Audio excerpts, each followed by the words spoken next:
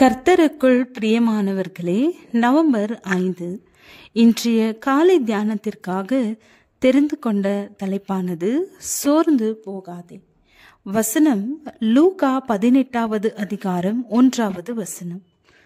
சோர்ந்து போகாமல் எப்பொழுதும் ஜெபம் பண்ண வேண்டும் என்பதை குறித்து அவர்களுக்கு அவர் ஒரு உவமையை சொன்னார். சோர்வு சாத்தான் உபயோகப்படுத்தும் பெரிய ஆயுதமாகும். சாத்தான் எப்போதும் நமது பலவீனங்களை மாத்திரமல்ல, எதிரியின் பலத்தையும் நமது கண்களுக்கு முன்பாக கொண்டு வந்து நம்மை சோர்வடைய செய்கிறான்.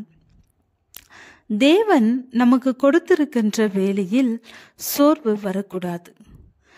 கோலியாத்திற்கு முன்பாக இஸ்ரவேலர்கள் அதைரியப்பட்டு சோர்ந்து போனார்கள்.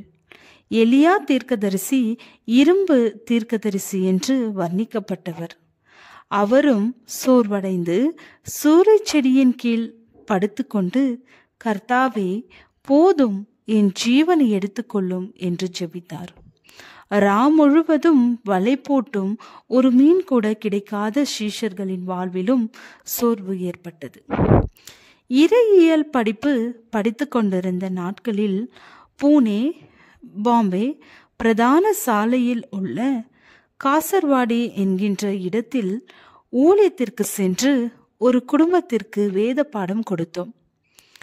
எங்களுக்கு முன்பாக வேத பாடம் கொடுத்து வந்த ஊழியர்கள் எங்களை பார்த்து 14 ஆண்டுகளுக்கு மேல் வேத பாடம் கொடுக்கிறோம், அவர்கள் ஏற்றுக்கொள்ளவில்லை, இனிமேல் எப்படி ஒப்பு கொடுப்பார்கள் என்று கூறி எங்களை அதைரியப்படுத்தினார்கள்.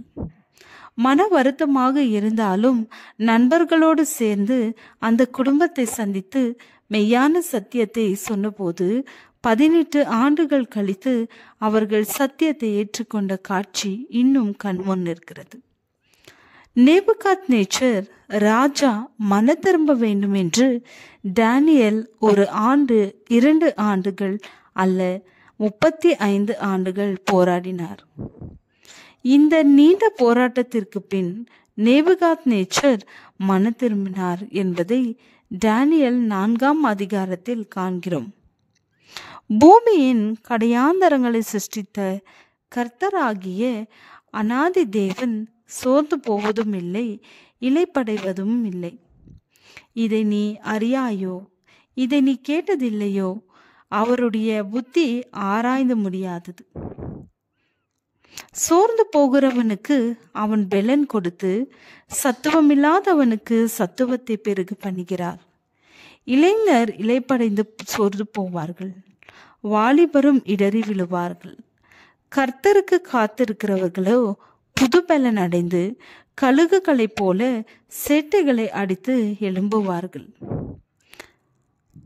அவர்கள் ஓடினாலும் இளைப்படையார்கள், நடந்தாலும் சோர்ந்து போகார்கள். சோர்ந்து போகாதே மனமே, சோர்ந்து போகாதே என்ற பாடலை பாடி நன்றியோடு அவரை துதிப்போம். ஜெபம். நீதியுள்ள தேவனே, சாத்தான் எனக்கு அநீதி செய்தாலும் நீர் எங்களுக்கு நீதி செய்யாமல் இருப்பீரோ? ஆமேன்.